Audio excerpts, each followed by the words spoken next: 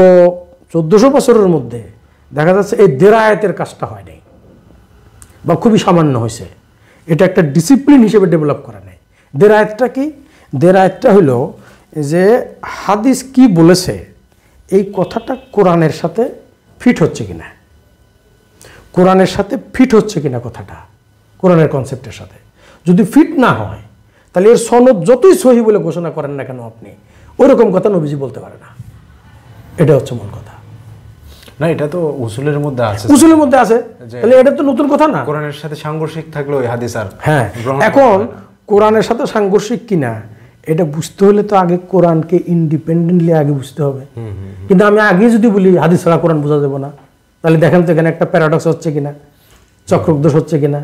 আমি যে কোরআনের দ্বারা হাদিসকে, কোরআনের আলোকে হাদিসকে বিবেচনা করব, তার আগেই বলতে যে হাদিসের দ্বারা কোরআন বুঝতে হবে। ক্ষেত্র বিশেষে স্যার এটা সত্যতাও আছে যে মানে হাদিস ছাড়া কোরআন বোঝা যায় না। যেমন আপনি নামাজের ব্যাপারে এখানে এখানে এখানে আমি এই এজেন্ডা এখন জড়িত হতে চাই না।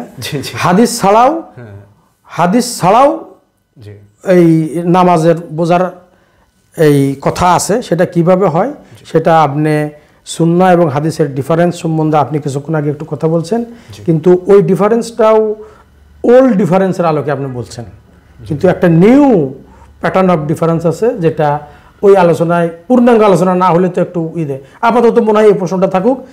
অর্থাৎ আমরা ওই গোড়ায় যে কথাটা গেছিলাম যে এনারা বলতেছে যে এই হাদিসের আলোকে কোরআন বুঝতে হবে, এইখানে তাদের ক্রিটিকটা হলো যে আমরা পিওরলি ডিভাইন নলেজকে আমরা বোঝার চেষ্টা করতেছি লেস ডিভাইন নলেজের মাধ্যমে, যেখানে হিউম্যান ইনভলভমেন্ট আছে। বাস এতটুকু তো বলা যায়, হিউম্যান ইনভলভমেন্ট তো আছে। তাহলে যেখানে হিউম্যান ইনভলভমেন্ট আছে সেই নলেজের মাধ্যমে আমি ডিভাইন নলেজকে ওটার আলোকে এটা বুঝতেছি। এনারা বলতেছে না, এইটার আলোকে এটা বুঝতে হবে। তো এখন প্রশ্ন, তাহলে আগে বলতেছে এটা ছাড়া এটা বোঝাই সম্ভব না, তাহলে এখন প্রশ্ন আছে তাহলে এটা বুঝবো কেমনে? একলা একলা কেমনে বুঝবো, খালিভাবে কেমনে বুঝবো, তাই না? আর তাফসির বিল রায় এটা আসলে এটা বেশি দিন টেকে নেই, বুঝতে পারছেন? এটা হানাফি মাযহাবের লোকেরা ভিতরে ভিতরে শাফি হয়ে গেছে বহুত আগেই, তারা আর হানাফি নাই তাফসিরের ক্ষেত্রে। কারণ তারা যদি হানাফি থাকতো তাহলে হানাফি মাযহাবের হয়তো এটার তাফসির বিল রায়, কিন্তু এখন হানাফি মাযহাবের লোকেরাও ওই তাফসির করার সময় হাদিসের রেফারেন্সেই তাফসির করে। তারা অলরেডি তারা শিফট করছে শাফি আর হাম্বলির দিকে। তো এগুলো আসলে একাডেমিক লেভেলে মানুষ বুঝতে পারে, আমজনতা মানুষ বুঝতে পারে না। তবে মাসলা মাসালের দিক থেকে হানাফি হওয়া আর তাফসিরের দিক থেকে হানাফি হওয়া এটা ভিন্ন জিনিস। আচ্ছা, এখন প্রশ্ন হলো যে এই যে নিউ স্কুল অফ থট, তারা যদি বলতেছে যে কোরআনকে ইন্ডিপেন্ডেন্টলি বুঝতে হবে, কোরআনকে কোরআনের ভিতর থেকে বুঝতে হবে, এটা না ওই রায়ের আলোকে না রেওয়ায়ের আলোকে, বাইরের থেকে কোনো আলো এর উপর দেওয়া হবে না, না কোনো ফিলোসফিক্যাল লাইট, না কোনো ট্র্যাডিশনাল লাইট, ট্র্যাডিশন বলতে আমি হাদিস বোঝাচ্ছি, না কোনো ট্র্যাডিশনাল লাইট, না কোনো রিজনের লাইট, রিজন বলতে এখানে রায় বোঝাচ্ছে, তাই না? বাইরের থেকে কোনো কিছুর আলোরতে এটা বোঝা হবে না, এটা ইন্ডিপেন্ডেন্টলি এর ভিতর থেকে বুঝতে হবে। আর যারা বলতেছে যে না এ বাইরের থেকে হাদিস ছাড়া এটা বোঝা যাবে না, তাহলে এখানে কোরআনকে কিছুটা ডিপেন্ডেন্ট করে দেওয়া হলে আরেকটা সোর্সের উপর। এটা হচ্ছে কিন্তু এই consciousness, this is the new consciousness, যেটা নতুন প্যারাডাইমের উষা লগ্ন আমি যেটা বলতেছি আর কি। এখন তাদেরকে তো আমরা অবশ্যই প্রশ্ন করবো, তাহলে আপনি কীভাবে বুঝবেন? কোরআনের আয়াতগুলো তো কেমন কেমন দেখা যাচ্ছে, আগের কথা পরের কথা বোঝা যাচ্ছে না, তাহলে কীভাবে বুঝবো, ক্লিয়ার হবে কীভাবে? তখন তারা যে কথাটা বলছে যে কোরআন ইন্ডিপেন্ডেন্টলি বোঝা সম্ভব, কিন্তু আমরা সেই পথ আমরা কেউ অবলম্বনই করিনি এতদিন। সেটা কি পথ? সেটা হলো লিঙ্গুইস্টিক অ্যানালাইসিস এবং লিটারেরি স্টাইল। কোরআন তো একটা টেক্সট, একটা টেক্সটকে কীভাবে বুঝতে হয় তার প্রথম শর্ত হইল যে এই টেক্সটের ল্যাঙ্গুয়েজ অ্যানালাইসিস আমার জানতে হবে এবং এর লিটারেরি স্টাইলটা বুঝতে হবে। দেখেন লিটারেরি স্টাইল কিভাবে বিচ্ছিন্ন কথাকে একটা ওই মানে বোধগম্য সিরিজের মধ্যে নিয়ে আসে। মনে করেন শ্বশুর এবং পুত্রবধূর একটা ডায়লগ আপনি চিন্তা করেন।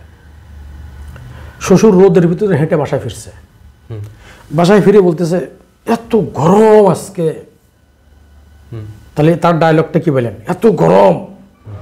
পুত্রবধূ বলতেছে ফ্রিজটা নষ্ট। তাহলে পুত্রবধূর এই কথাটার সাথে শ্বশুরের কথা কিন্তু আমরা মিলাতে পারতেছি না, কিন্তু দুজনকে দুইটা কথা শুনেছে। শ্বশুর পুত্রবধূকে বলছে এত গরম, আর পুত্রবধূ বলতেছে যে ফ্রিজটা নষ্ট। দুজনের মধ্যে ডায়লগ হচ্ছে, কিন্তু আমরা বুঝতে পারছি না এই ডায়লগের কোন কথার সাথে কোন কথা রিলেটেড, এর রিলেটেডনেসটা আমরা বুঝতে পারতেছি না। কিন্তু আপনি যখন এটা একটা কনটেক্সটের মধ্যে রাখবেন, একটু পিছনে যাবেন, ওই শ্বশুরের অভ্যাস সম্বন্ধে আপনি জানবেন। আপনি পরে যখন জানলেন যে শ্বশুর এই গরমের সময় বাইরের থেকে এসেই আগে এক গ্লাস ঠান্ডা পানি খায়, তো পুত্রবধূকে শোনায় বলতেছে আজকে এত গরম, এটার দ্বারাই বোঝাচ্ছে তুমি তাড়াতাড়ি আমাকে এক গ্লাস ঠান্ডা পানি দাও। আর তার রেসপন্সে বউ বলতেছে যে ফ্রিজটা নষ্ট। তাহলে এখন কথা মিলল। তো বলতেছে কোরআন শরীফের ভিতরে যে এই যে ডিসক্রিট আয়াত মনে হচ্ছে সেপারেট, এই এতদিন পর্যন্ত 1400 বছর ধরে মানুষ মনে করছে এই আয়াতগুলো বোধহয় বিচ্ছিন্ন বিক্ষিপ্ত আয়াত, এটা জাস্ট একটা স্তূপ, এটা মনে করতেছে না। এটা একদম কোহেরেন্ট, কনসিস্টেন্ট এবং লাই উইদিন এ স্ট্রাকচার।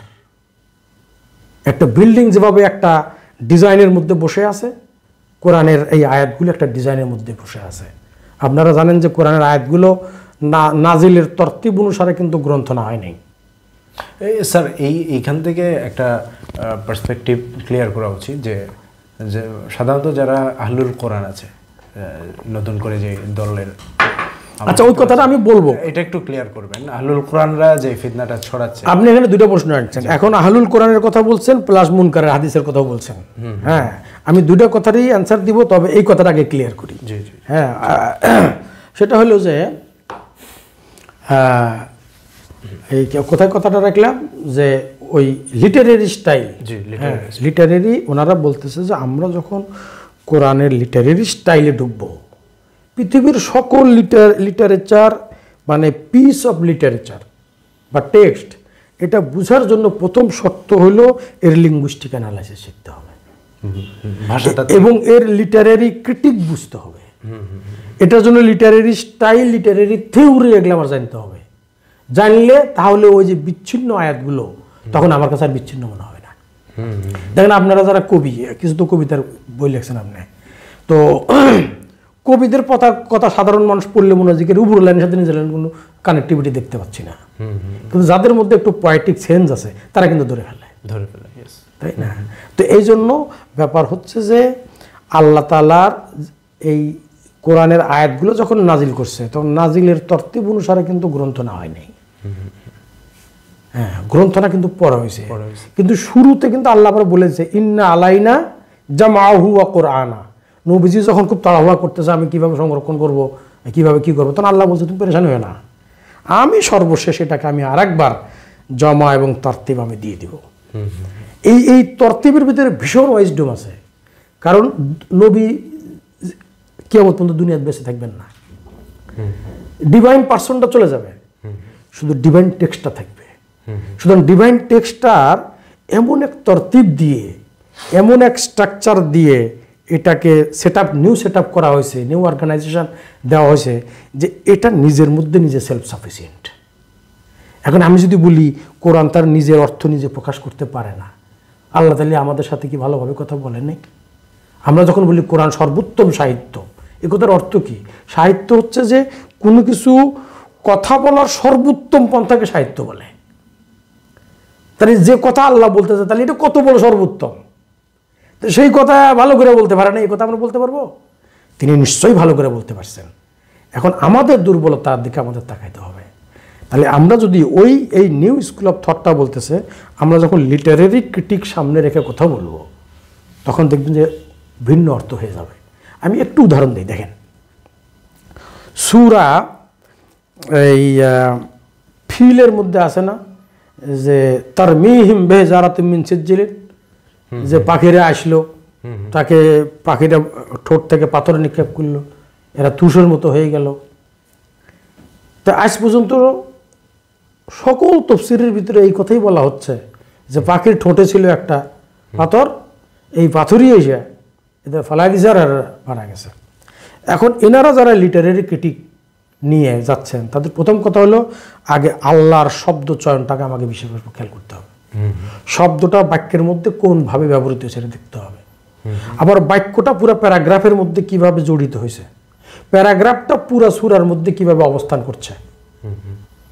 আমরা আগে ধারণা করতাম যে আয়াতগুলো বিচ্ছিন্ন বিক্ষিপ্ত, হ্যাঁ, কিন্তু এখন বুঝতেছি কি, এখন এই নিউ থটে বলা হচ্ছে কি যে না, প্রত্যেকটা সূরার একটা নিজস্ব টপিক আছে, ওই একটা টপিককে সামনে রেখে এতগুলো কথা বলা হচ্ছে।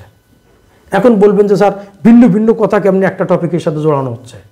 দেখেন আমি আপনাকে একটা উদাহরণ দিই।